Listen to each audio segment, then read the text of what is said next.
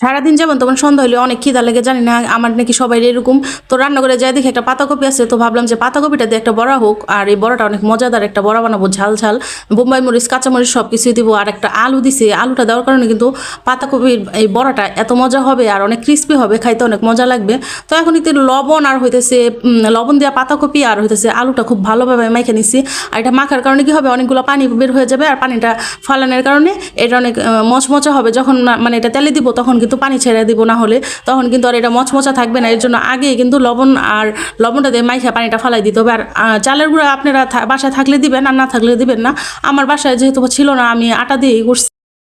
এখন আমি পেঁয়াজ কাঁচামরিচ যা যা আর কি সব কাইটা রাখছি, দেখছেন তো সব কিছু একসাথে আমি দিয়ে দিছি, আর একটু আদা রসুন বাটাও দিছি। এটা দেওয়ার কারণে কিন্তু অনেক মজা লাগে, আর অনেকগুলো মরিচের গুঁড়া দিচ্ছে। আমি অনেক ঝাল প্রিয় মানুষ, সবাই জানেন।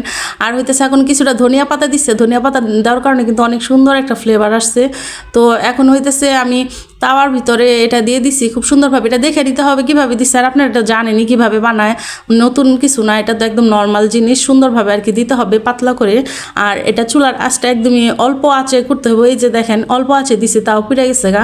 যখন গ্যাস থাকে আর যখন না থাকবো একদমই থাকবেই না আর কি, এরকম একটা অবস্থা। এখন হইতেছে হালকা একটু তেল দিয়ে নিচ্ছি, তেলটা দেওয়ার কারণে কিন্তু অনেক মচমচা হবে।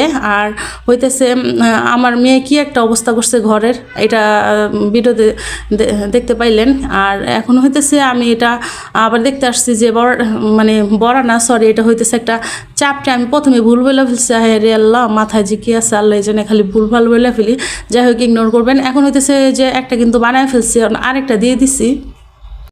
এখন এটা নিয়ে যাই একটু টেস্ট করে দেখি কেমন হইলো। আর নিচের বানানোর জিনিস অবশ্যই মজা হয়েছে, আর মজা না হইলে কি বলবো, অবশ্যই মজা হয়েছে। যেহেতু আমি বানাইছি কষ্ট করে, আমি তো বলবোই মজা হয়েছে। আমার জিনিস আমি তো প্রশংসা করবোই। যাই হোক, একটু মজা করলাম আর কি, না অনেক মজা হয়েছিল। আপনারা একদিন ট্রাই করে দেখতে পারেন। আর এটা সবাই করে, এটা আমার মনে হয় সবাই জানে, না জানার কিছু না। আর আমি তো এই শীতকালে এটা করবোই, আমার খুব মজা লাগে। তো এখন হইতেছে আমি একটু ছিঁড়া খাইতেছি, দেখতেছি কেমন হয়েছে। নিচের বানানোর জিনিস বুঝতেই তো পারতেছেন, আসলে অনেক মজাই ছিল। আর যেহেতু ঝাল যে কোনো জিনিসই কিন্তু একটু যদি তেলে ভাজা যায়, সেটা কিন্তু মজাই লাগে। আর এখন হইতেছে আমার মেয়ে বলতেছে পাশ থেকে, আম্মু তুমি খাইতেছো একা একা, আমাকে দাও না। তো আমি বলতেছি, আম্মু এটা তো অনেক ঝাল, তুমি কিভাবে খাইবা? বলে, না আম্মু আমি খাবো। আর আমার মেয়েটাও জানি কেমন আমার মতো একদম ঝালখোর হয়েছে আর কি। আমার মতে যা খায়, ওর বাবা তো বলে, তুমি তো আমার মেয়েকে শিখাই ফেলছো তোমার মতো খাবার, তুমি যেরকম ঝাল খাও আমার মেয়েরও তো এরকম ঝাল খাওয়ানো শিখাইতেছো। এই যে ভিডিওতে দেখতে পারতেছেন একদমই ছোট আমার মেয়েটা, সবাই দোয়া করবেন আমার মেয়ের জন্য। দেখেন কত ঝালখোর ও। এটার ভিতরে আমি কাঁচা মরিচ দিছি, বোম্বাই মরিচ দিছি, আবার হইতেছে আমি গুঁড়া মরিচও দিছি, তাও কিন্তু এটা ও খাবে, ওর নাকি অনেক ভালো লাগে। যাই হোক, ভিডিওটা কেমন লাগলো অবশ্যই কিন্তু কমেন্ট করে জানাবেন। আর বাসায় একদিন ট্রাই করে অবশ্যই খাবেন, আশা করি ভালো লাগবে, খারাপ লাগবে না। আল্লাহ হাফেজ।